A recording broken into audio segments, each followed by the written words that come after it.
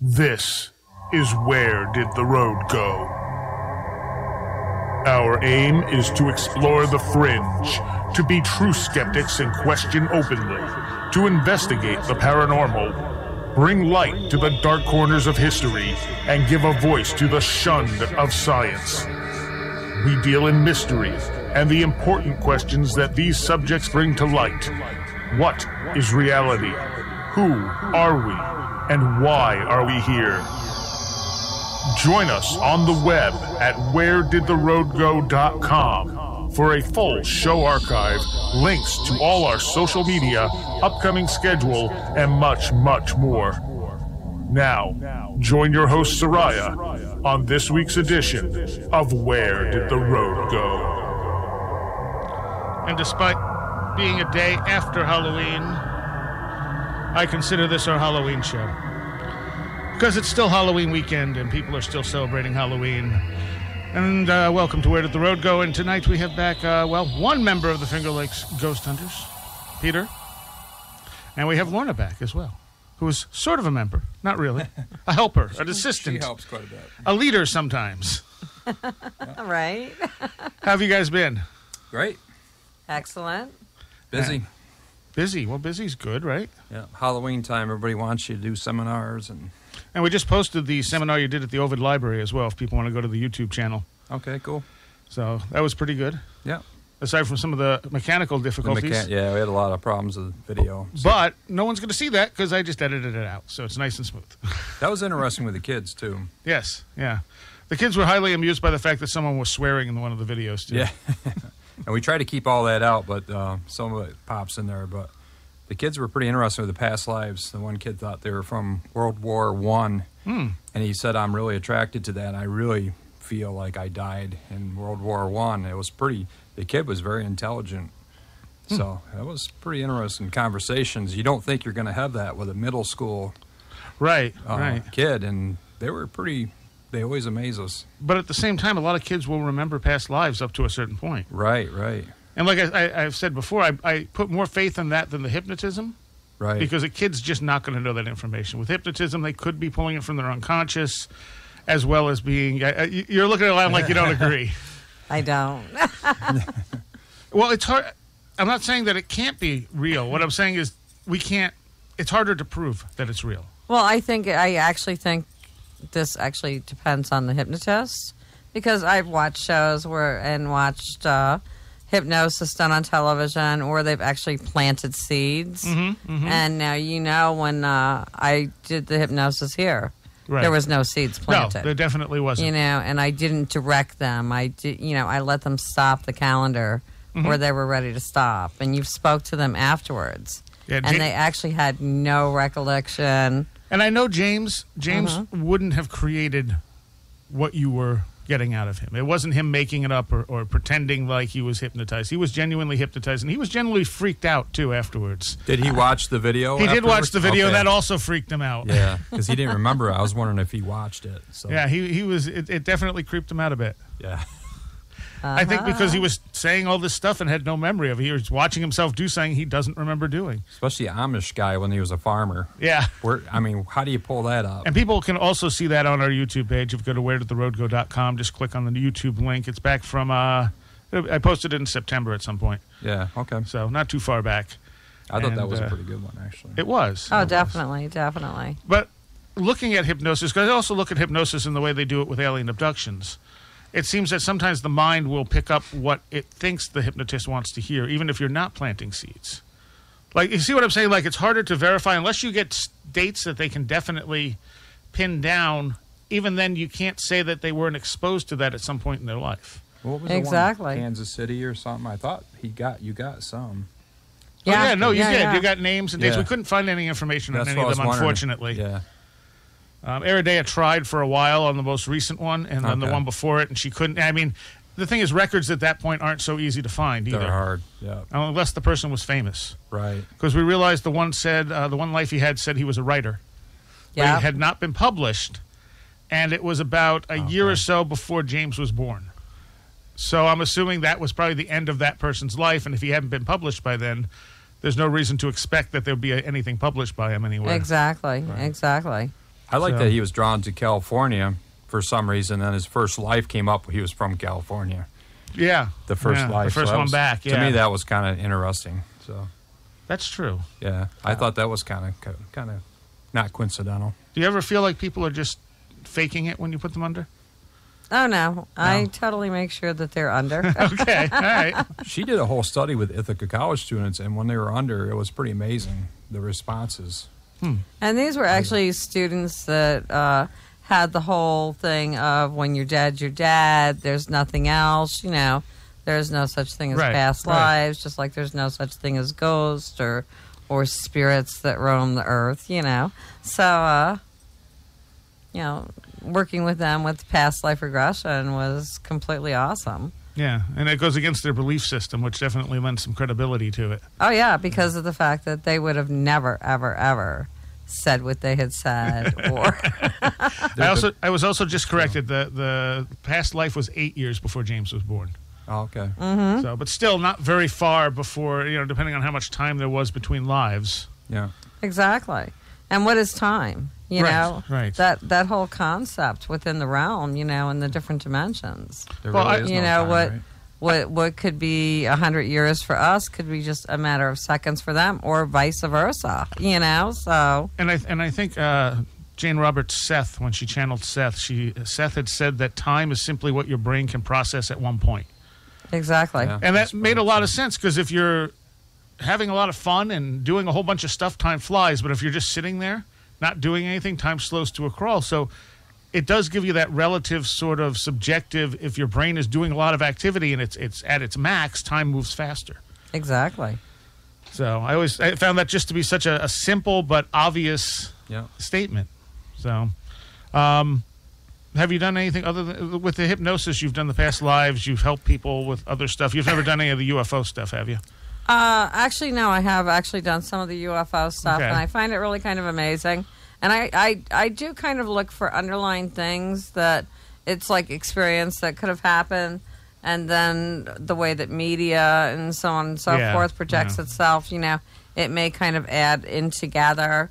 But I actually am a very strong UFO. I know that there's more out there than just, so...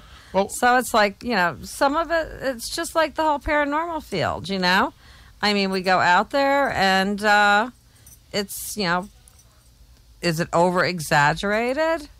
Not really, to that person. Mm-hmm. But to us that we're going out there, we listen, but it's not as intense for us.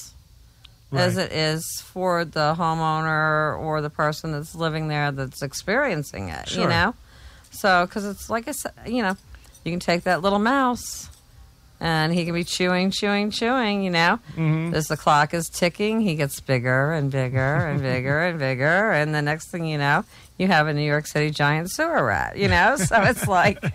the fear feeds it. Yeah, so fear and manifestation is very, very powerful. So even, like I said, with UFOs and the talk and the movies and the media and, One of the interesting things about the UFO and the Greys is that the Greys were not a common thing. I mean, you would get them here and there when people were regressed or when they could actually just remember out of the blue. But once Strieber published Communion and Bud Hopkins published Missing Time, and that image was on the cover, the number of people reporting that type of encounter went right through the roof, but only in countries that book was published. It makes you wonder. That's that whole media thing. Yeah. So it kind of gives them that unconscious influence. It doesn't mean it didn't happen to them, but they may have shaped what they're telling you based on what they're expecting. Exactly. And I guess that's the point where I wonder how much hypnosis can be relied upon. You just really got to work at it. It depends on the hypnotist. And I've seen some bad hypnotists before where they just very obviously lead someone into what they believe down their pathway, and you're like, okay, this is worthless, and you're probably doing damage at this point. Exactly. It's just, and this is actually the whole thing of taking someone through past life and not having them remember anything. Mm-hmm. Mm-hmm. And that way they can just kind of listen to it. That way it's not like lingering in their head. So when they're listening to it, it's really not them. Right, yeah. And I think his that's why reaction to no way did I say that, or no way did I do this, you know? So it's like, yeah. When you ask so about it's neighbors, not them. Yeah. There's neighbors around. He's like, what neighbors? I live out in the country. Like, he was just so matter of fact about it. His whole expressions. It was interesting. And you said, you told me just before we started, you got to hypnotize Doctor Who? Doctor Who. Which Doctor Who? Doctor Who. How about the 6th Doctor Who, Colin Baker? Nice. And when did this come about? Actually, when I was in Texas for the Comic-Con. That was last weekend? Yes, it was. Yes, it was. I went to Ebola country. You didn't bring it back, did you? Well, actually, I had to laugh because it was like probably the biggest thing is money exchange, you know, as far as, because you know how money is. Right. And I was actually not going to bring home any money with me. I was actually going to wire the money.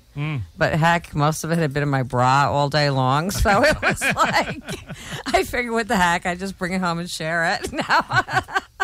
Well, at least so far, Ebola seems to be kind of restrained to just like the nurses and doctors that have worked on directly with the patients and haven't done so properly. Yeah, Right. yeah. So it's actually my flights and everything, you know, because on television you were seeing these guys in hazmat suits, and I was like, I am not going to fly. You know, I do not want to have to go through this.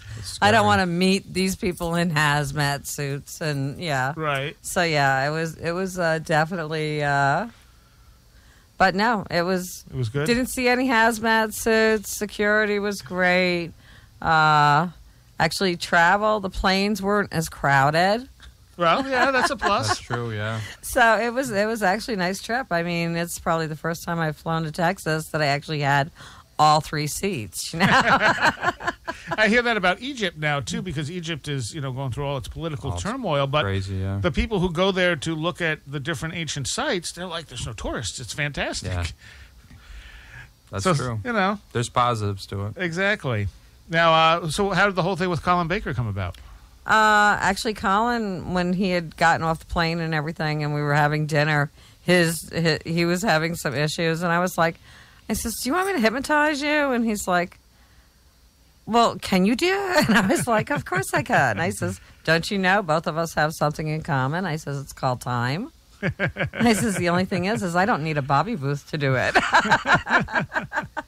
So actually, he agreed. That morning, he was still kind of feeling sluggish, and I said, "Oh, come on." I says, "We'll go ahead and get this done."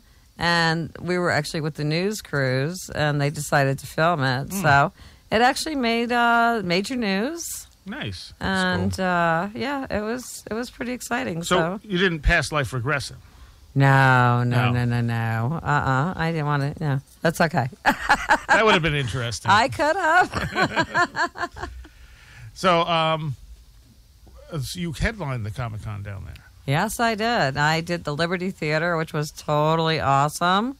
I did a whole psychic crossing over show, so to speak. My feet only stayed on stage for about 10 minutes, and I was out and in the audience, and it was really, really great.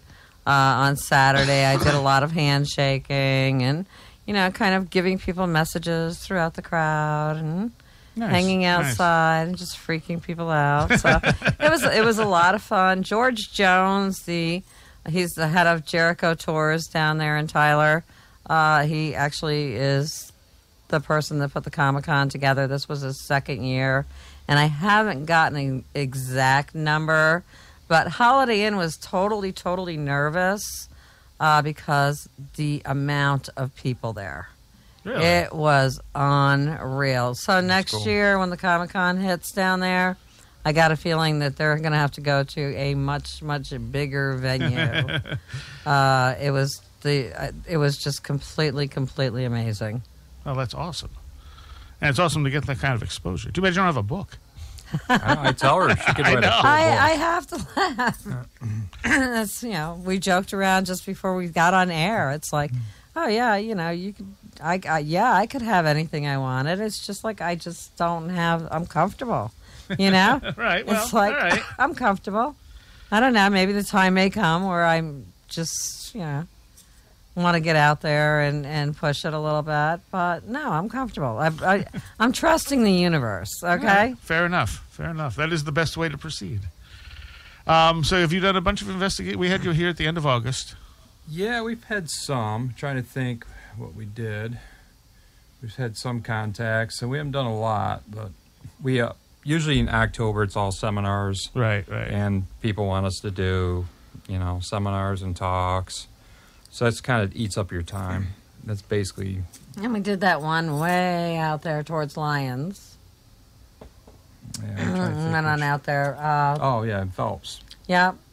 Old farmhouse. That was kind of interesting. What happened there? It was really funny because Peter doesn't tell me anything. Mm-hmm. And the lady that owns the house had asked if she could have a family member there. And Peter says, well, yeah, as long as you don't get like 20 family members there. Right. So she had invited one of her family members. And it was just really, really unusual because when I was sitting out there in the vehicle before we had even stepped in, I knew everything about this girl. And I was rattling on about her. And I'm going, okay, I don't know what's going on here, but they've got siblings. This is someone that, and a tragic event, with a death and so on and so forth, that's strongly connected. The girls look at this person as like a sister, even though it's not a sister. Oh yeah, I was right like on. going. Yeah. And I didn't know all the information. Like you said, she had 2 kids. I'm like, I have no clue. Right, so she didn't pick it up from you. Yeah, she didn't pick. It's not like she got it from me because I didn't even know. And then when we got in there, she goes, "Yep, I have 2 kids," and I've never met that other lady before, the relative. So I'm like, okay, yep, she's right on the money. So Nice. it was pretty cool. And the tragedy, we got connected. It's funny because a lot of people think the house. Mm-hmm. It's not always the house. A lot of times it's connected to the family, like Right. a tragedy event or some kind of traumatic event that a person might have passed early and they want to get in contact. They'll have activity, but they think it's bad or, it's the house. Sure. It's not what they think. So it's connected And, to and them. they're actually inviting it by not letting go. Yeah. Mm. But Yeah. the whole issue was this was actually a murder. Okay. So there was a lot more questions surrounding it. Yeah. How much do you think that some of these hauntings are created by the people when they're not letting go? Are they actually holding on to that person's spirit, or do you think sometimes they're actually creating that person's, like, haunting in a sense? So many people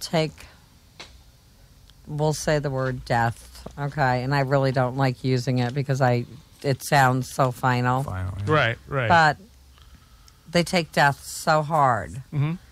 Whether it be a misunderstanding or belief system, that's been ingrained in them because they just they don't get over it. Right.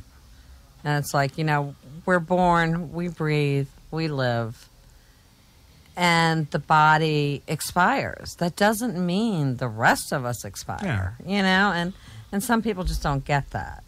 I always like the analogy. Well, one of the analogies, which is that our body's like a television set. Exactly. And our brain's like a television set. The signal that you're seeing it's still there. It's just the television set stopped working. And when you have altered states of consciousness, you've just changed the channel. Right. Exactly. And And the whole thing is it's like, do they hold them? Yeah, they do hold them. So you think the actual person is there? They're not just recreating them, sort of from force of will. They're actually holding them there. Okay. The grief. It's the whole grief process, and some families just never get over it. It's amazing. So Well, I'm sure there are some cases where it has to be impossibly hard, losing a child and things like that, definitely. where We've done cases like that. Suicides, young person's life. Yeah, you're not going to let go of that child. Plus, I understand that. Plus, and I think people, when someone they're close to commits suicide, they blame themselves to some degree. Yep. And that makes it that much harder. Shoulda, coulda, woulda. Like, I could have done that if I just talked to him. I could have stopped it. But usually the person on the other side that passed is okay. And they're thinking, oh, they're stuck, or the suicide, they're stuck. They're not. They're okay. They're fine. They're chilling. It's the person on this side that's all stressed out. Sure. So it's not how they think it is. Well, I don't have a problem with death. I've lost people. It's not, I don't hang on to it. I deal with it, I think, pretty well. But we had to put our dog down last month. And That's tough, yeah. if the dog had died, I would have been sad for a few days. But, okay, he's moved on. That's fine. When you have to put them down, it almost feels like you're betraying them. Right. It's like, oh yeah, hey, come on in here to the vet, and now you're dead. Yeah, I do. You know, and they trust you to do that. And to me, that hurts more than them dying. It's the fact that I feel like I just betrayed him. You know, he trusted me, and I did that to him. That guilt. Yeah, it's almost like a guilt feeling. But with suicides, the guilt's there too. Yeah, and so I would think so. It's almost the same thing. Yeah, that's what I'm saying. It's a similar type of thing. Yeah. Because even though I know we did everything we could, I still had to make that decision. Right. And with a suicide, you're thinking, well, what could I have done differently? You see that with people that have to take people off life support too. Yeah. Like I switched their life off, but really, you know, they were just sitting there in a vegetation state. If they were even there anymore. They say they mostly crossed over even when they're in a coma state. Yeah. So they're really not there. I mean, that's what a lot of people say, but it's interesting. So Eride is listening in the other room. Okay. And she just said that right when you said the word murder, a girl screamed outside. Oh, wow. Interesting. Obviously didn't get picked up, but still. And speaking of that, now the last time you were on, I have this clip here, I had a listener message me, and right as you're talking about seeing I forget exactly where it is. I have this clip. I'll have to play it. He picked out a sound that he thought was a girl saying hello. And that's why I gave you headphones, so you'll be able to hear it. I got to pull it up here. There it is. And just takes a moment for the program to open, which I meant to do beforehand, but we were kind of rushed. And this was about 25 minutes in. Well, when I was talking to the young lady, we were sitting out, we were talking. Do you hear it there? And I can play it again for anyone who missed it. It's just in between you talking. Well, when I was talking to the young lady, we were sitting out, we were talking. And I don't know if it says hello, but there's definitely a... It's almost like a hum or a Mia, like a Mia, or It almost sounds like she says me. Mia, yeah, Mia it could or be. Me. And it's definitely a woman. we had the videotape running at the same time. Yeah. And I looked at the videotape to see if there was anything in the room. And I mean, you leaned slightly on the chair, but you had leaned slightly on the chair 100 times, and it didn't make a sound. And it's not making a sound now. I'm moving constantly. Yeah. Right. So that was the only sound we picked up. So it's a very interesting little potential EVP. Yeah. And it might have gone on below you talking as well. But, you know, it was so low that once you started talking, it was gone. Mm-hmm. So. Mm-hmm. And it's, you know, I get this all the time when I do radio shows and stuff. I was doing an internet radio show, and the gentleman's father had not been passed very long. And it was like all of a sudden, it was like you could just pick his dad up, completely underlined. And they were like freaking out. They're going, "What's going on?" I says, "Oh, you have company." Oh, so you could actually hear him? Yeah. Yeah. Nice. So I was like, "Oh, you have company." Huh. I said, "So just listen." And sure enough, his dad was coming through telling him that he loved him. So it was really, really sweet. That's awesome. And I just want to say it was Preston Gilland who picked that out. That was a good catch. Yeah, definitely. Definitely. EVPs, that's what we get. Someone's talking over you, and you know there's nobody else in the room, because a lot of times we'll videotape when we do an EVP session. Right. To rule out, we debunk our own evidence. Mm-hmm, mm-hmm. But we're like, nobody else was talking. It was just me. But you hear a girl talking over you, like, or a young, you know, especially when it's a child, or you know there's no child in the room. Right. It's right. like, wow, that's And actually, pretty cool. you get a lot of times when you're asking for communication, you don't get anything. Yeah. And if you're carrying on like a normal conversation like we're doing, it's like they get really anxious because they want to jump in and start in. So when you're listening to like when you're reviewing like footage and stuff like that, That's true. If it's something that we're not catching as a response to our questions, and then you're watching like the video and listening and going, well, who was that? Where did they come in at? Play that back, you know, loop it. And how often do you get disembodied voices when you do? It's not as common as you think, but I mean, it happens. It's really hard to get a Class A EVP. I mean, a Class A, you can hear clearly what they're saying. A lot of times it's mumbled, or it's a very low, distinct. Now, is that on EVPs? That's EVPs. What about like just without doing EVPs, where you can actually hear it? Actually, us hearing it. I've heard my name called out. I actually heard. Remember at that house? I'm like, all right. I had to stop everything. Who called my name out? I asked because I wanted to clarify. And they're like, we didn't say your name, but I could clearly hear it, and it was like But right I in my actually ear. was in the other room and I heard it. You heard it too. Because I was like, hey, you got company out there? And he's like, who just said my name? Who said my name? It was right in my ear, which was really weird. Uh-huh. It was like right in my ear. Wow. I know there was nobody there next to me, and nobody in the room. So I yelled at those guys, are you guys messing with me? Did you call out my name? And Lorna just starts laughing. She said, no, but I heard that too. I was like, because I don't usually hear stuff like that. So. Huh. It's one of those go with Lorna experiences. Yeah, weird things happen sometimes. It is weird, though. One of the things I wanted to bring up, electrical issues. Have you had any experience with electronics getting messed up? Not just like stuff stopping working, but also like, have you yourself, do you affect electronics? Sometimes, you know, it's kind of iffy. It depends. Okay. Yeah. But I know, I actually have some friends of mine that are definitely great filmmakers. And I know when they had done the movie, The First American Haunting, Mm-hmm. and they had shot some video, some tape at a location, and they had brought it back to do all their editing and everything. It fried all of their equipment. Oh, wow. So, yeah. We're All talking like millions of dollars Right. worth Oh, that of equipment. sucks. Oh yeah. So actually, the studio that had actually filmed The First American Haunting had a major issue with all of their equipment when they had done that movie. What about when you're doing investigations? Do you have stuff just get drained? Oh, yeah. I mean, I've seen batteries, and I always check my batteries, and I have things that will actually test my batteries. Mm-hmm.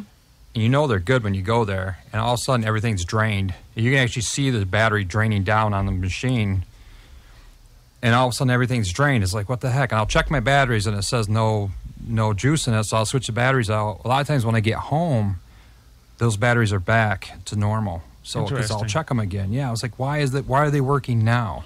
Could it be something not necessarily draining them, but maybe Just using that energy. or even creating a field that is dampening those batteries? It could be. I mean, Because that would explain why they come back afterwards. I had a homemade ghost box and melted the battery in two, the 9-volt battery. Oh, I think you showed me that one. That was pretty crazy. It was nuts. It actually popped. It started shooting sparks out first, and actually burnt the lady's table 6 inches long. That was out in Geneva. She still has the burn marks on her table. I couldn't. You can hear it on my digital recorder. I actually got a digital recording of it. Pop, pop, pop. You can hear it popping the sparks. I'm like, what the hell what the heck's going on? Hell is fine. But it freaked me out, and then she still got the burn marks there. Huh. And it was pretty crazy. So What are some of the scariest cases you've done? probably. I'm guessing Lorna doesn't get scared. Right. I'm sorry. We don't usually get scared of Ouija boards. But has anything really creeped you out? Really? People that have been in satanic and into like deep stuff like that. Mm-hmm. One guy had the headdress and everything in his room that he used in satanic rituals. Mm-hmm. I said, what the heck is that thing? Because when I walked in his room, my stomach started turning. It just wasn't good. And he goes, oh, I use that in my rituals. I'm like, that's not good. So it makes you, cringe a little bit. Did you find out exactly what kind of rituals, though? Basically worshiping the devil. Okay. He basically was into goth and dressed in white. Oh, okay. All right. But he actually worshiped. He used that it was actual animal head on top Mm-hmm. and a fur coat thing, And then he was wondering why he was having hauntings? yeah. And he had some bad luck. I mean, a lot of stuff went bad in his life. He got into drugs. Got into jail. A lot of the stuff we didn't find out till later. While we're in the investigation, like, oh yeah, but I'm like, yeah, dude, you're asking for negative things around you, basically. Because there's also different types of Satanism. I mean, what Anton Right. LaVey taught was more like humanist type Right. stuff that didn't worship anything other than the self, Right. But That's when someone's different. into that type of stuff, where they're actually, you almost have to be Christian first to believe in the devil and then worship it and draw that kind of negativity along with it. Right, and he had crazy stuff. He actually seen his recliner get flipped over. He had a female friend staying overnight on the couch, and she's seen it too. This dark, evil, like thing running at him. It flipped the recliner over and went right by him. He says it scared the crap out of him. And that's when they called us. I'm like, Yeah, that's pretty crazy. And I got this growling noise with his name in it. And actually, one of the EVPs I had tonight was one of those growling. Which you didn't bring. It's on my flash drive back at home, which fell out of my bag. Yeah, I have that for you. So next time. Yeah, next time I have that. It was pretty creepy. It's a pretty deep growl. It's creepy. That was in that house. And what do you make of this type of stuff? Well, I'm very, very laid back. So the whole growling thing, it's I found when I get something like a growl, if you can kind of mess with it, on the computer, either speed it up, slow it down. Sometimes the growl's not a growl. And so it changes with the pitch and everything. And then you got to look too. How old is our planet? How old is our universe? Yeah. So a growl that we may think is evil may have been the way something spoke, and communicated thousands of years ago. And humans are really strange because of the fact that we have to label everything. Yeah, I hate and that if too. we don't understand, guess what? It becomes evil. So even a simple example of that, we smile to one another as a gesture of kindness and friendliness. But if you do that to a dog, especially a strange dog, sometimes they think you're baring your teeth at them. Exactly. And if there's that much miscommunication with an animal that we have intimate contact with, when we're talking about something that we don't even understand, how different would it communicate, and how much could be here that we don't even know about? Exactly. We see such a small level of the spectrum, the visible and audio spectrum, that there's probably stuff here all the time that we don't even know exists, and may not even be able to comprehend if we did know it existed. Exactly. We take any case like that guy handed down 3 people. It landed in our laps. So three paranormal groups would not do it.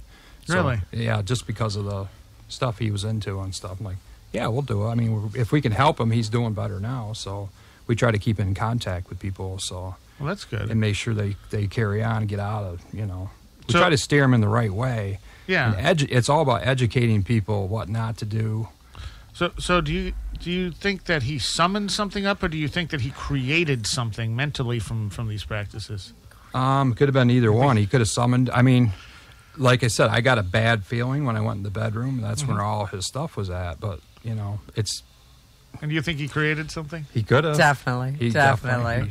And manifestation is very, very powerful. Yeah. But you could feel it in the house. It was not a good feeling. And we kind of use our guts. I mean, we go in a house and when you just don't feel good, and there's only a couple houses I've been into, when your stomach starts turning, you're getting physically ill. You feel like they get that oppressive feeling, like something doesn't want you there. Right, and you get out and it goes away. Yeah. You know it's that house, so you have to go with your gut feeling.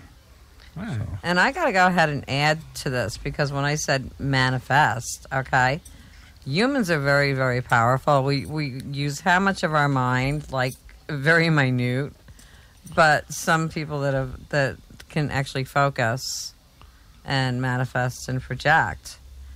When something's manifested, it's real. Right. Because yeah. the individual has made it real. I'm not suggesting it was imaginary. Exactly. So therefore, it does exist, Because the person on the couch seen it too. It wasn't just him, because I use a lot of witnesses. If more witnesses, the better. If more people than one are seeing it, wow, okay, we got 4 or 5 witnesses that have seen this thing. Yeah. There's something going on. If it's just one person, you kind of rule stuff out. But all right, we got to play this real quick. We'll be right back with the Ghost Hunters of the Finger Lakes and Lorna. Where Did the Road Go can be heard first and usually live on WVBR, Saturday nights at 11 p.m. Eastern. Go to wheredidtheroadgo.com to ask questions of our live guests through the chat room. Where Did the Road Go is then re-aired on Dark Matter Radio and Deprogrammed Radio. You can download all shows for free on the website, and you can subscribe to us on Stitcher, iTunes, YouTube, or Vimeo. Additional content can be found on our video channels. You will also find our upcoming schedule, book reviews, blogs, free book downloads, links, and more. We are also on Facebook and Twitter, and if you want to help support the show, there are links to donate to us. Everything you need can be found at wheredidtheroadgo.com. And we're here with the ghost hunters of the Finger Lakes and Lorna Reynolds. So really one ghost hunter of the Finger Lakes. Right. It's really just you and your sister at this point, right? Right. And I should have made that stop. You said correct? Correct. Yes. All right. Yep. And it used to be your brother as well? Yeah, he's doing his own thing right now. He's just busy, so it's hard because you got full-time jobs. You're trying to do all this stuff. It's really time. Oh yeah. You spend a lot of time. Honestly, I can't imagine the patience it takes to go through some of this footage and these EVPs and listen that closely. Doing the investigation is only part of it. That's the fun part. And right. You got to go through all the evidence. People don't realize how many hours you sit there like, listen to this. Yeah, stuff. I don't know if I could do it, honestly. I mean, that's tough. actually like one of the biggest things. You know, people go, "Oh man, it was months ago when you were here," but when you're running a camera and you've got 4 or 5 cameras, and each one of those cameras got 6, 7, 8 hours worth of footage on them. Yeah. And then you've got recorders going, so you've got maybe 3 or 4 recorders going. 6, 7, 8 hours worth of footage. Start adding that up and going through it because you're talking. Yeah. We're not getting paid for this, Right. you know? It's like. One thing I wanted to mention on Good Morning America, it made me kind of sick. They got all these people, and they were getting paid good money. Mm-hmm. That whole thing with the spitting holy water, it was on the news. Didn't hear about this. Oh, yeah, it was on the Good Morning America show. They got these guys, they're supposed to be all these big people that removed ghosts and did all this stuff, and they were so phony. I mean, they were spitting holy water and saying they picked a house that was new. I mean, there could have been spirits there, but they're Right. like, you got something bad here. You got to pay us a huge amount of money. That's why we don't get in the whole money thing. That makes you either have to produce evidence. These TV shows, I feel bad for them. They got to produce evidence, Yeah. Yeah. Yeah. So we don't have that pressure. We're like, we didn't get anything. And you've said watching happens. some of these shows, you can see how they've. I've debunked stuff. I seen a camera guy walk through in the window in the back. Did you see that shadow cast off? Well, yeah, your camera guy just walked through the window. That's going to cast. Or they put their hand up in front of the infrared. Mm-hmm. You're going to make a shadow when you do that.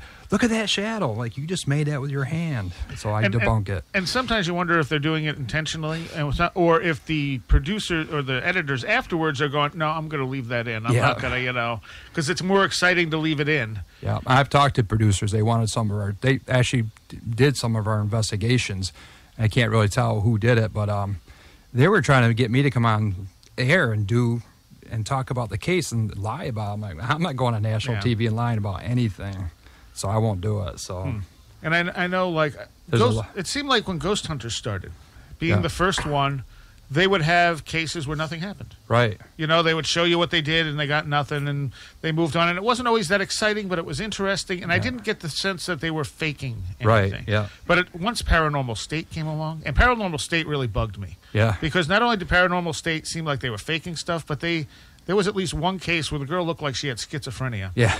And they were treating it like she was possessed. Right. And basically making a fortune off this show with her. Yeah, they took a lot of crap over that one. And it looked kind of. Yeah, it looked bad. It really did. It And did.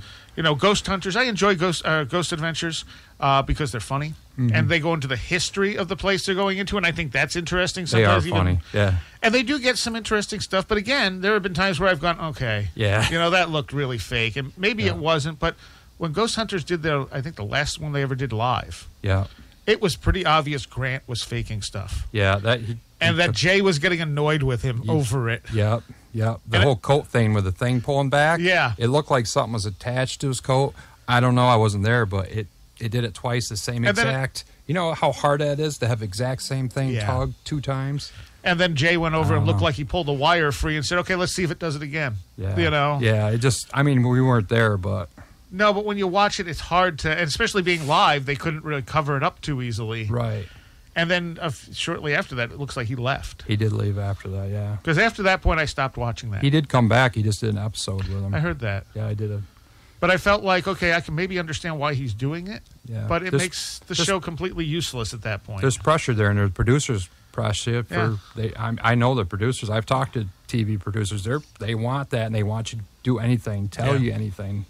And you're live too, so you really need something to happen. If you're going to be on 12 hours or 8 hours, however long it was, that pressure's there. Yeah, it really is. And you know, you'd feel bad for them at the same time if they want to do and he's like, well, it doesn't matter to us if we do it. You know, we're not we don't need this. And I'm thinking you guys are making a fortune off of this. Oh, yeah.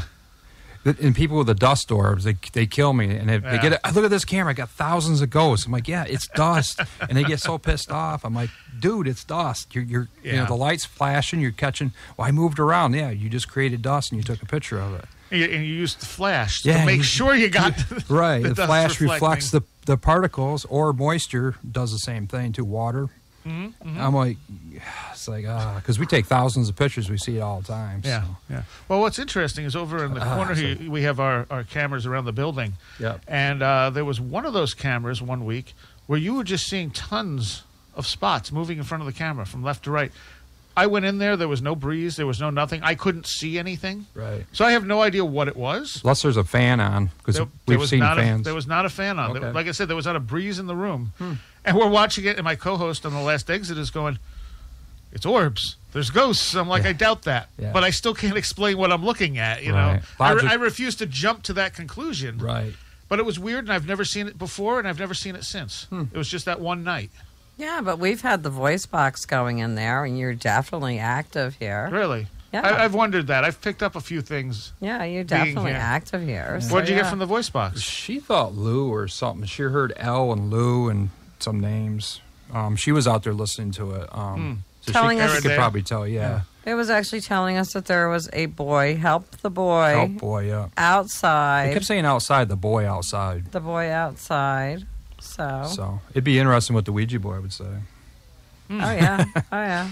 Not that I trust the Ouija board because things can lie on it, but. And Aradea does say it was Lou. Oh, definitely. Okay, Lou, okay. She goes, I kept hearing Lou. I don't know, maybe. It's an older house. I mean, there's a picture up there. It looks, you know, this house has been here for a while. It's been retrofitted numerous times. It was a costume shop at one point. It was a center to help, I don't know what kind. It wasn't a hospital, but it was like a hospice type of, you know. I don't know if it was a mental health facility or something. I don't, because I didn't even really know the building was here until Could have been a Lou bought here. It.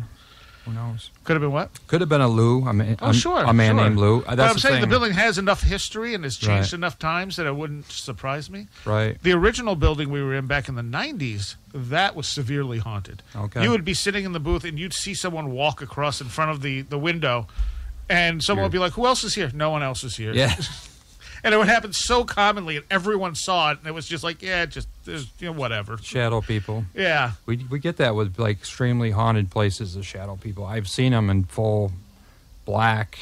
They look like a person, but they're full. When your mind, you can't register when you see one. You're like, what the heck am I seeing?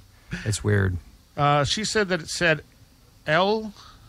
Did it say L-O-U? Something like that, she was saying. And then up or down.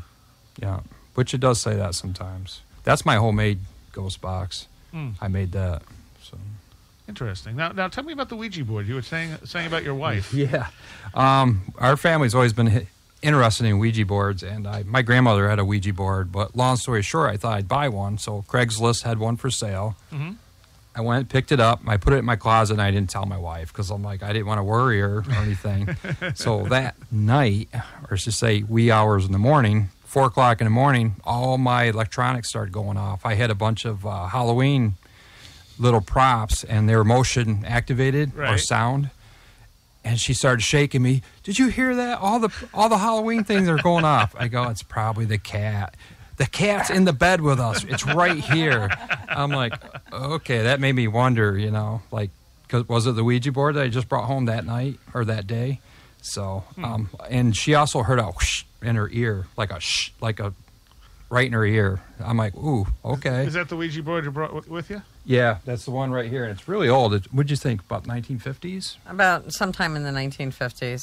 Yeah, so. Definitely. Now, did the Ouija board start out to communicate with the dead, or did they start out differently? I forget now. Actually, no. They actually started out for communication with the other talking side. Boards. So it says it right on the instructions there. Yeah. And that was what, late 1800s or earlier?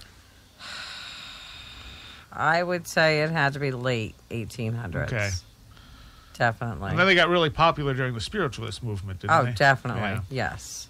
And they got bought out by another company. So I don't know if that's the first. That's Parker Brothers. So it got bought out by another company afterwards. Somebody told me. So only me. one company was making them? for a while, and then another company took it and bought it out. So that's what somebody just told me. So I thought that was interesting. Yeah, that is interesting. And I'm trying to remember. I know I heard an interview with people who are experts on the Ouija board and the planchette. Yeah. And they did not necessarily come up together initially, correct? I'm not sure on that. I'm not sure on that either. Because I think they were two separate type of things, and then kind of came together as one thing. There's so many boards. There's the angel board. I mean, they're all for communication, right? Basically, right. So. It's no different than using dowsing rods or whatever. It's a tool. Right. Now, why do you think people are so scared of them? Is it just the mythology that's... I don't know. I had so much fun last night. I actually did. I was at a bar.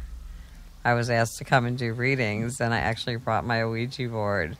And it was it was totally amazing on how many people would actually just kind of like part and clear and look down at the board and go, that's bad. That's bad. I've heard stories, I was like, okay, whatever. But do you think maybe things attach themselves to it because people believe that they're bad? Actually, boards are, like I said, they're a tool. Mm-hmm. You open it. When you finish, you put everything back, and then you close it. If not, it's like an open portal. Exactly. I've had people tell me, we played with the Ouija boards, they're kids. They're teenage kids. Now the windows and doors are opening. They're seeing shadow figures all over their house. I said, what do we do? I said, well, you played with the Ouija board. Come on. What do you think? You opened up a door. They're like, oh, my God, I'm getting rid of it. Actually, my brother had a story.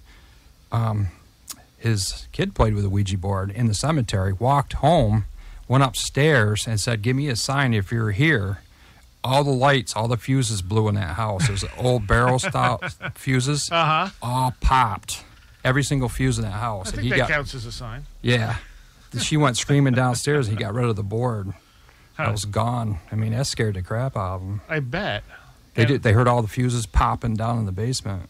That's pretty freaky. I had one time, and my dad had come up with it from someplace, and he was like, brought it home, and he said, that board's evil. I don't want that board in the house after having it there at the house.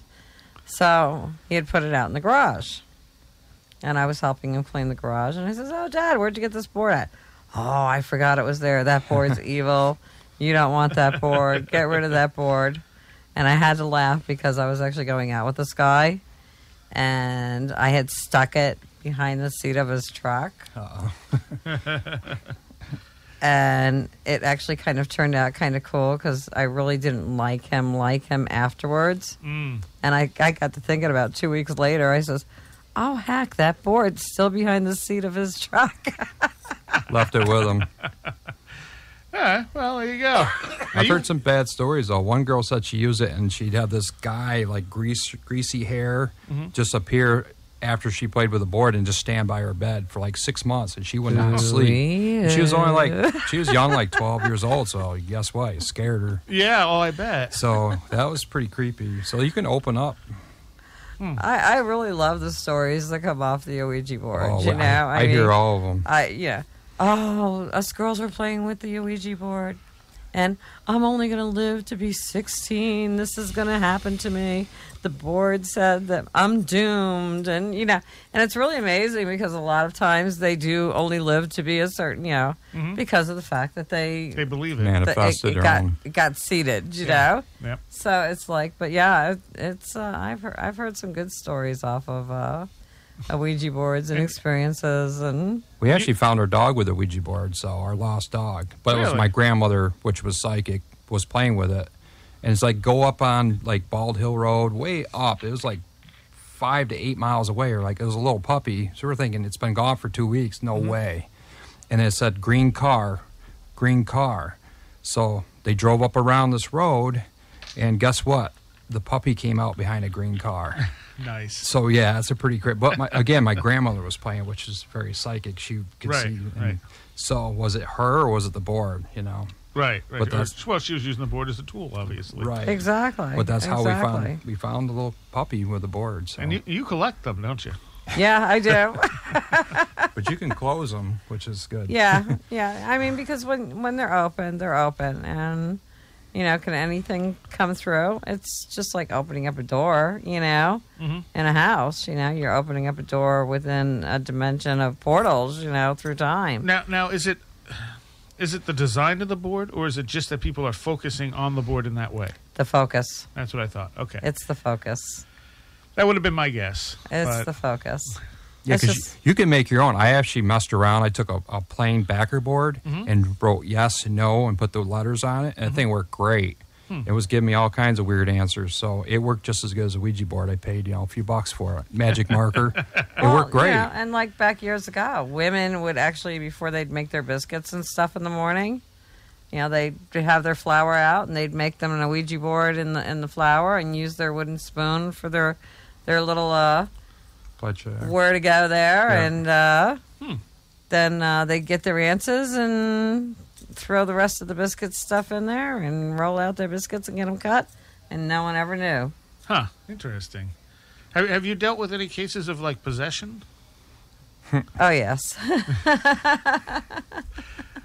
So you want? I can still hear Peter going, "I'm surrounded by a white light." That was Surrounded scary. by a white light. What happened?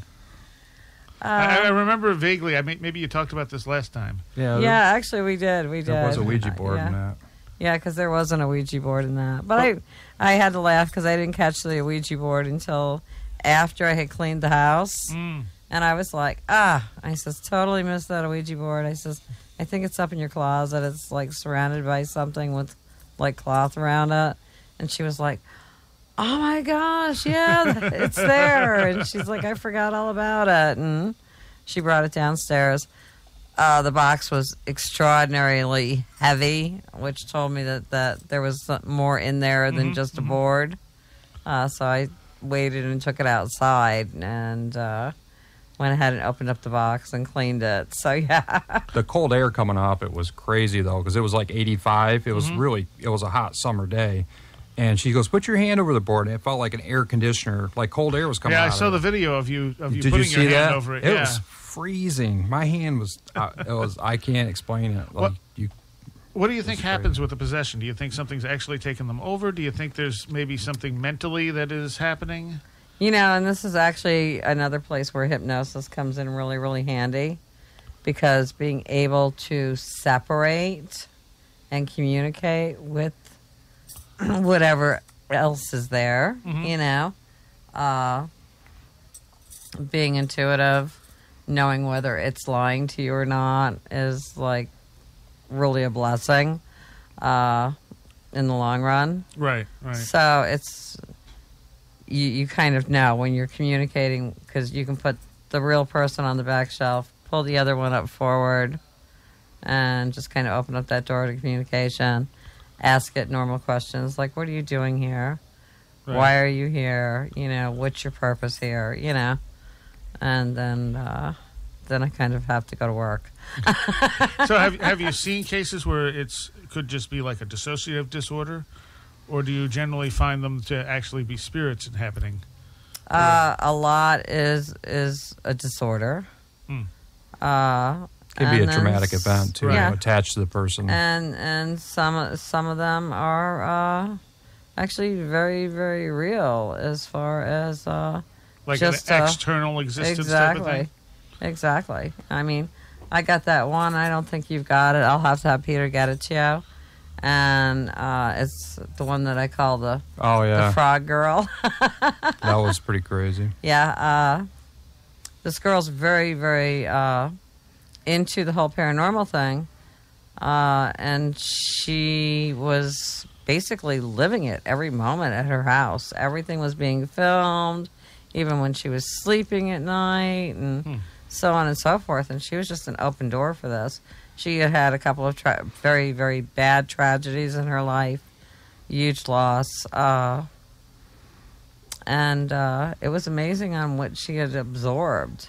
And when I was hypnotizing her, her whole neck just started swelling out like a bullfrog. Oh, wow. I had another person that works with me that she was like, I better call 911 because the girl couldn't breathe. Right. And I was like, no, it's okay. I got this one. And I just kept on going because I knew exactly what I was dealing with, and the footage on it's amazing. You can actually see her neck swelling out, just abnormally. And obviously, she was okay. Afterwards, she did really, really good for quite a while. That's a case of people inviting it in, though. I mean, some people actually invite; they want that. It's like, why would you? Now, was there something external attached to her? Yeah, definitely. And I had a lot. It was really an amazing situation. I'll tell you what, when you walk into somebody's place and it's in a complete disarray, and it's just, you can tell that they're not taking care of their home. They don't even notice that they're not taking care of it. To them it's like, okay. Right. But a lot of times when you walk into that kind of situation, you can go figure that there's something going on. There's something more going on. It has nothing to do with laziness or anything like that. It's just that weight. I guess we'll call it a weight coming down on them from activity and so on and so forth. And that's what kind of attaches. That's what you look for when you go in a case. When they're talking to you and you see obvious things that they're not seeing, like a normal, like most people would see that. It's like they're not even recognizing what they're doing here. It's like something's going on. So that's usually when I call Lorna. So I was like, something's going on here more than just activity too. And what do you think of like exorcisms and such? Well, it all has to do with belief. Okay. Can it be handled differently? Yes. I mean, we did a place and a priest had already been in there. Blessed it. And blessed it. Yeah. And after the priest blessed it, activity was worse. And actually the woman wasn't even going to have us in there. She called, she wanted someone to come, and then she wasn't like for sure about it. And it was so weird because I said, okay, we had gotten the call at like 4 p.m. Oh, I've changed my mind. I don't want to do this. We were set up to do it at 6 o'clock in the evening, I think. Yeah. And it was so strange because I had never met the woman before in my life. And who am I standing behind in Kinney's Drugs? And I knew exactly who she was. And I was like, hi, I'm Lorna. We've been talking on the phone. And she I bet was that freaked her out. And after we stood there and talked for a few minutes and some other local people had come up and started talking to me, she decided that it was okay to have us. Okay. So I was like, okay, Peter, we're back on. And it was really, really amazing on how much activity was going. But trailers are notorious for it. That was really active. That's where I heard my name called out. Very, very active. Why trailers?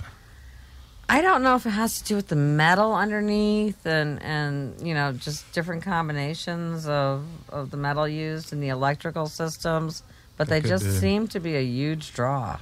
Huh. And they're really active usually. I mean, because you can put a brand new trailer on a lot. And so maybe it's pulling up energy from the earth? Yep. Yeah. Interesting. I just had another question for you, and I forgot what it was. One thing was interesting when she put that lady under hypnosis and she was asking a name, she didn't know her name. And she wasn't saying her name, her real name. I knew she was talking to somebody else. I'm like, she looked at me, is that her name? I go, I'm like, you're talking to somebody else. I knew right then. Something's going on here. So that kind of freaked me out. Well, and actually it was kind of funny because we got pounding on the back door. One of the other doors flew open. Yeah. And it was quite the evening. Right behind me, it kind of freaked me out. The door swung right open. Now, when you said that they did the exorcism and it made it worse, one of the things I've heard you say before is you don't necessarily like provoking. Right. Because it leaves the house more active rather than less. Right, exactly. And do you find this to be a pretty consistent type of thing? Well, throwing God out there and not just saying, oh, this, coming in, throwing holy water around doesn't necessarily mean you're going to stop the activity. It might make it worse, which in that case it did. And I have found sometimes I end up having to challenge something just to pull it out because it's going to hide. And it already knows that we're coming. It's really strange because Peter will say, do you know what our names are? And it will be, Peter. Yeah. We've gotten do you know what we do? And it's like, observe, you know, and it will actually say paranormal or priest and Catholic religion. Yeah. All that house came up. It kept saying the same. The ghost box, religion, Catholic priest, things that happened there. They had the house blessed. I'm like, wow, that kind of says, you know, what's been going on here. That was pretty interesting. And then I have to laugh. Peter's famous question is, do you know Lorna? I figured they all know. Are her. you afraid? Are you afraid of Lorna? So you're kind of like the doctor then, is what you're saying. Are you afraid? It's like, be afraid. Be very, very afraid. Well, they say they get to know you because you do so many investigations of spirit world. So I've been told that. Like, it makes you wonder. So that's kind of, I'm curious in my own mind. Rolling Hills Asylum, which is up by Bethany, New York. I've only been up there probably about 5-6 times, and I have got the spirits so spoiled up there. When investigators go in to do investigations, they'll be like, on EVPs, they'll get, go ask Lorna. Or, we want to talk to Lorna. So this is sometimes is what they'll get up there at Rolling Hills on their EVPs. I have a friend and a recurring guest on the show, although he hasn't been on in a while. And he had written a book, and one of his theories from all his own ghost hunting and stuff like that is that all paranormal phenomena was really just one thing. Not just that it was one type of thing, but it was actually one intelligence that was kind of masquerading as different things as it tries to communicate with us. That's interesting. Yeah, definitely a unique theory. I mean, impossible to prove one way or the other at this point. But this, I mean, basically he's saying it's like it acts in different ways and different, you know, so once it's a UFO and then it's a, you know, it's this ghost or that ghost. But if you went back far enough, you'd find it was all the same intelligence trying to communicate, almost putting on plays for us. Of course, he's a director, too. He makes movies. And so for him to look at it that way, you know, makes some sense. That might be the way he looks at things. Everything's a movie. Yeah. We get so many voices. I mean, I guess they could interpret different voices maybe, but I don't know. Well, his idea, like I said, is that they're almost like it's acting different characters. Right. Yeah. Oh yeah. In which case, it would know you if you interacted with it enough. Oh, it's kind of weird. I have to laugh. My daughter's friends, when she was a teenager, would come hang out at the house, and I'd crash out on the couch or whatever, and I would be like halfway asleep, and they'd be like, "Your mom's not sleeping. She's just recharging." Yeah. She's like the lady from the Oracle, from the Matrix, and I'm like, oh. All right. It is funny what people think of psychics and mediums, because I grew up with my grandmother, and she knew things that she was a psychic, basically. But the investigators, the paranormal investigators, don't believe in some mediums. How can you not believe in that and do investigations? You're talking with spirits. Isn't that the same thing? Right. I guess I grew up with it, so it's different for me. But well, too, there was such in the early part of the 1900s, there was so many frauds. There was so much fakery and just nonsense. And they're still out there, some of them. Exactly. Yeah. You know, and you get the Madame Cleo commercials back in the late 80s and 90s, you know, and maybe she really was a psychic. Who knows? But now it's become it's become a marketing campaign. And even John Edwards, when he did his show, I mean, he was tested pretty thoroughly. Yeah. And he did some remarkable stuff under laboratory conditions. But once you're doing a TV show, you know, he was caught with microphones in the audience. And it's like, okay, well, maybe he just can't do it. Right. Night in and night out and be that dead on with everybody, so they use that as a backup. That's that pressure about making money too, I think. That's actually when I did Liberty Theater. It was really I'm very, very familiar with the whole John Edwards and what I call the Russian roulette of working a crowd, okay? And because when you're standing there and you're going, okay, I've got somebody coming through with the name of John.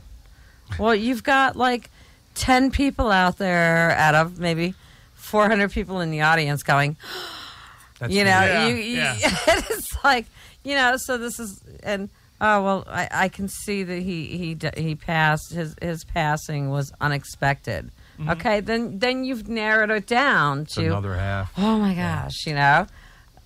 you'll see somebody grab somebody or something, you know. See a reaction. And so this is what I call the Russian roulette. That's cold reading too. Yeah, that's what I was going to say. It's basically cold reading. Yeah, and so now I'm very, very laid back. So when I hit an audience, it was really kind of funny because I actually wore a dress that night, and thank gosh for the tights instead of pantyhose, because it was like I kicked my shoes off and had to climb over a couple of rows of seats to get to people that I needed to get to, that Spirit was coming through for. But it was totally an amazing show, and I mean, I got like went right to the person. I came off that stage. I just went right to the person. You know, anything personal that I knew was personal, but that was important, the message that was coming to them, I would just excuse myself, put the microphone behind my back, go ahead and get into the whole personal, and they would be like, "Oh my gosh," and then they would, you know, I'd stick the mic back up, and you know, and I'd go ahead and end it with them, and they would be like, "Oh my gosh, thank you. I would have never known that, you know, I would have never believed that anybody would be able to do this, to tell me that this was my dad and this was a private message that only they would know, you know." So no, it was great. It was a lot of fun. I totally enjoyed doing it. But when I watch these other shows, it's like they got to be entertaining. Yeah, there's that pressure to make money. Yeah. I think me crawling over a couple of seats is definitely entertainment. Entertainment, for an old lady, okay? An old man. No, I was kidding. Would you want to do it every night, though? That's the thing. If you had to do it 5 nights a week, wouldn't it kind of wear on you a bit? Oh, probably. It's like, okay, a total open communication, 24/7. Yeah. You know, I have to laugh because when I get behind people in town and in the grocery store and stuff, it's like I get this. Oh my God, she's behind me. Does she know what I'm thinking? Does she know what I did last night? No. So no, and the guilt comes in. It's getting that whole stereotype thing. It's a lot of, you know. You do tell like personal things that nobody would know, though. I'm like, wow, how did she get that? Like, nobody knows that, and they say that nobody would know that. So I know that's fact coming from a spirit or relative or somebody that had passed. And we are talking to the Ghost Hunters of the Finger Lakes here on Where Did the Road Go? You're on WVBR FM Ithaca. We're going to go a few more minutes with you guys before we get into the last exit. Okay. What about mentalists? Now, you see people like David Blaine who don't claim any psychic ability, and they can do some stuff like that where they can tell people stuff that they don't seem like they should know. What are your thoughts on that? I think they're really, really good at what they do. I think getting into people's heads. They really study hard as far as mentalists go. On the whole facial, every little movement, movement of the eyes, eye shift, you know, use of the hands, maybe a touching thing, because it totally signals. Right. So it's a lot of work for them. I've met some really amazing mentalists, so that's pretty cool. It is. Pretty cool. So they put a lot of effort into it. Are they psychic? I think everybody's a little psychic. Right, yes. So, you know, yeah. The bending spoons always got that. Interest me. They sit there and the spoon bends down. Yeah, but my daughter bends spoons, so. It's just, I don't know, it's kind of cool with the energy. I'm the mom that used to pull all the spoons out of my drawer, and they would all look like drug spoons. And my daughter would go, "I'm sorry, Mom." And that was whatchamacallit, who used to do that all the time on TV? Yeah, there was. Oh my God, I can't remember. Way back, like Johnny Carson days, you talking about? Yeah, There was a Uri guy- Geller. Okay, yeah. Yeah, Uri Geller, who's still around. He just kind of came out of hiding recently. Yeah, that's kind of And cool. he's another person who got very, under laboratory conditions, was tested thoroughly and scored higher than anyone they'd ever seen. Yeah. But then he's doing these TV specials, and then you have the debunkers, and especially James Randi. And Yeah. Randi made a fortune off of Geller's ability by going out and trying to debunk it. But the problem with these debunkers is and that's what they are. They're not skeptics. Right. They don't approach it with an open mind and questioning. They've already made up their mind, this isn't real. Right. And I'm going to find a sleight of hand trick that proves this. And it's like saying, well, Geller does this. Well, I can do this with sleight of hand. It's like saying, okay, so since you can fake punch somebody in a movie, Right. all punches are fake. Right. You know? Not everything's fake. It's like just because you can reproduce it does not mean that's how they were doing it. Skeptics kill me. Like, they'll say, they'll tell me a story. They'll whisper, like, nobody can hear them. Like, my grandfather was standing next to my bed. He passed like 2 weeks after or before that. And I know I must have made it up in my mind because there's no way possible he could be talking to me after he's dead. And they're skeptical about a cool experience, and they blow right out of the water. Like, come on, that's kind of cool that, you know, he gave you a message after he passed. They're like, nah, I'm skeptic. I don't believe in that stuff. And, you know, when somebody says, how do you do what you do? It's like, you know what? I can answer honestly. I really don't know. It just happens. It just happens. My sister, and this is really interesting because it's almost all like a time shift thing. Mm-hmm. She had picked me up at the airport with my daughter, and her little boy was both the kids were in car seats. They were only like a year and a half old between them. And we were coming back from Ithaca Airport, headed over towards Locke. And as we were coming down the bend into Locke, a white van was actually passing on a double line, and there was no place to go. And it was almost like everything just shifted. We could actually see them. They actually went through us, and we could see their faces. And my sister thought we were dead. She was, oh my God, we're dead. And I'm like, I almost had to smack her. I was like, no, we're not. Drive to Mom's. To this day, she knows what she saw, but we can't explain it. Right. Interesting. But no, we could actually see that van go right through us, you know? So it was like a time warp, time shift, you know? All I said was, we're okay. I put my hand up and I went, we're okay. And it was just like slow motion. And that was it. She was like, we're dead. And I'm like, no, we're not. Drive to Mom. We do hear I hear a lot of stories about that. They're in a car accident, the car's mangled up. Like, I know somebody was with me, or they smelled a perfume, their great-grandmother or somebody. They're like, I know I was protected, and I walked out of that car, should be dead. And even the people told me I should be dead, so... It's interesting. I've been in that situation a few times where I should have been dead, actually more than a few. And somebody was probably watching over you. We had driven down to Virginia to see a concert, and on the way down, I was driving my friend's car because he didn't want to drive, and we're almost to the highway, the big 6-lane highway outside Washington, D.C. I don't remember what highway it was. Right. But my brain started doing something, and I wasn't fully aware of what it was doing, but it was almost running scenarios. And I was kind of like half paying attention, like, what's going on in my head? We get into this 6-lane highway, and the car in front of us, out of nowhere, we're all doing like 70. Right. Loses control and slams into the car next to him and just starts spinning at us. Wow. And there's bumpers in the air, and I literally just kind of went to the right, back in, and avoided them without even really thinking about it. And went, that's what it was preparing for. Mm-hmm. Oh yeah, it's amazing. It's like I said, we really can't explain. It's almost intuitive. How things. Sensing. We can't explain how things happen. We can't. If you had to sit down and be analytical and pull apart every little thing.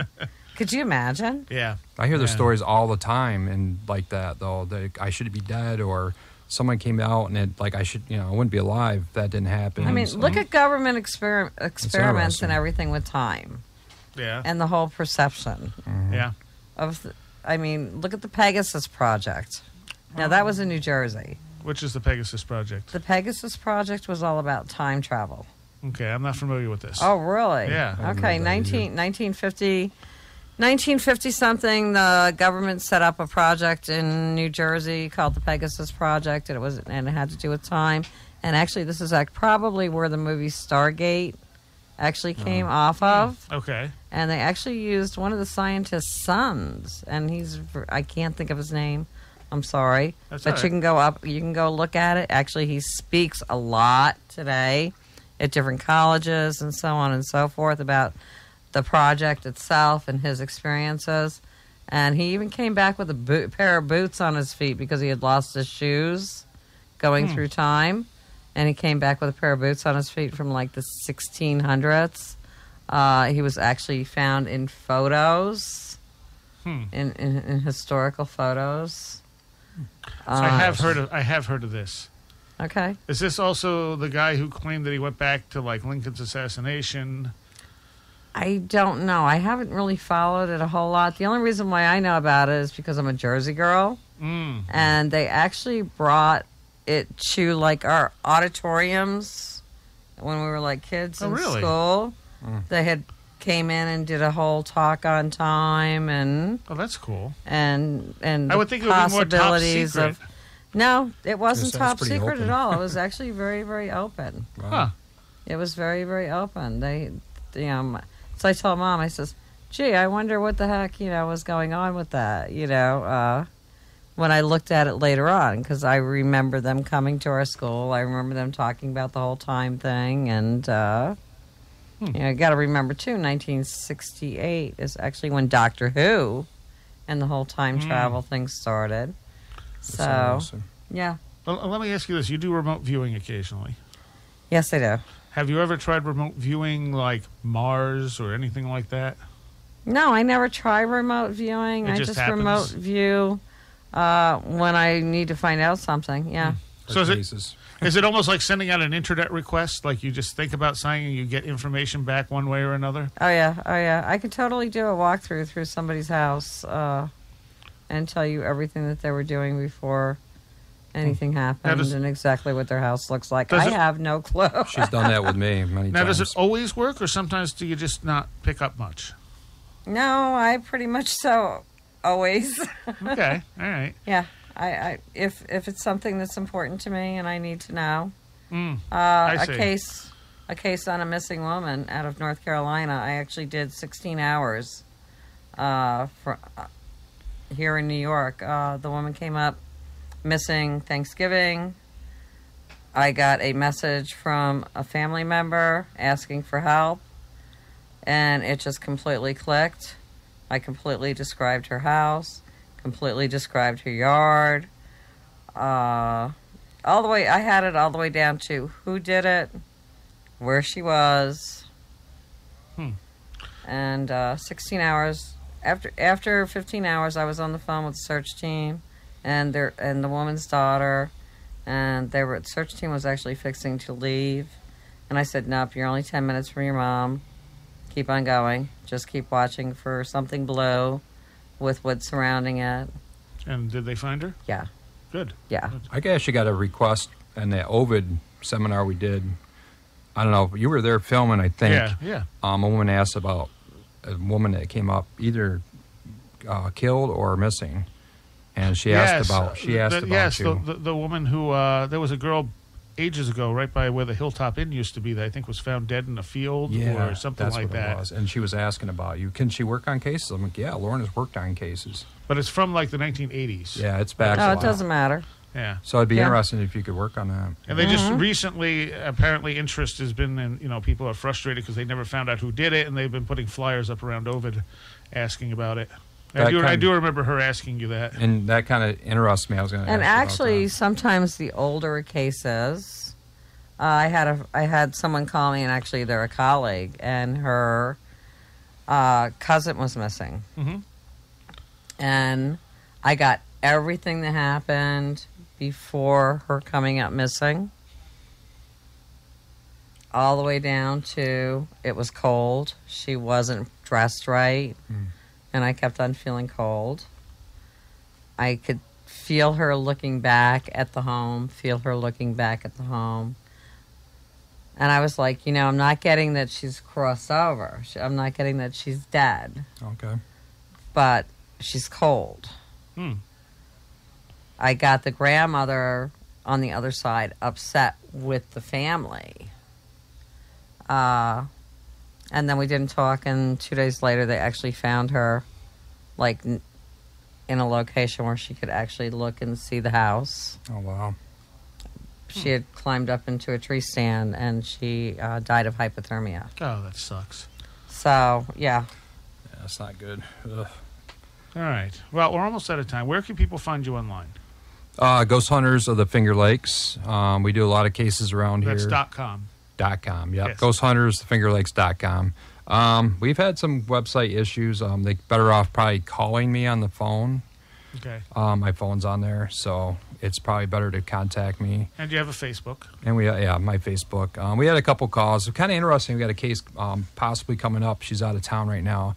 But personal items come up missing out of the house. Like they'll be brushing their hair and put the brush down, and it'll disappear. Like they'll turn around, it's gone, and it's freaking them out. And the kids are talking to spirits there, full conversations, and they're pretty freaked out. So it's pretty intense. I mean, she wrote me paragraphs of long stuff about the activity going on. And where was that? It's right up here in Ithaca, up by Ithaca College, actually. Huh. So we don't give out exact locations. No, I wouldn't expect you it's to. a private case, yes. but is that if you want to go along, you talked about going to a case that's nearby. Yeah, I'd like to film something of you actually doing the investigation. That's close, and you get Lorna going in the car because a lot of times she starts talking about the house, and she describes the house and inside the house, and she's never been there. So it'll freak you out. I'm like, how do you know that? So because And so you have a Facebook for Ghost Hunters. Ghost Hunters of Finger Lakes. Yeah, you can Facebook me on that too. Okay, because otherwise people have to search for your name, which is Peter Canellis. Am I saying that right? Yeah, you got it.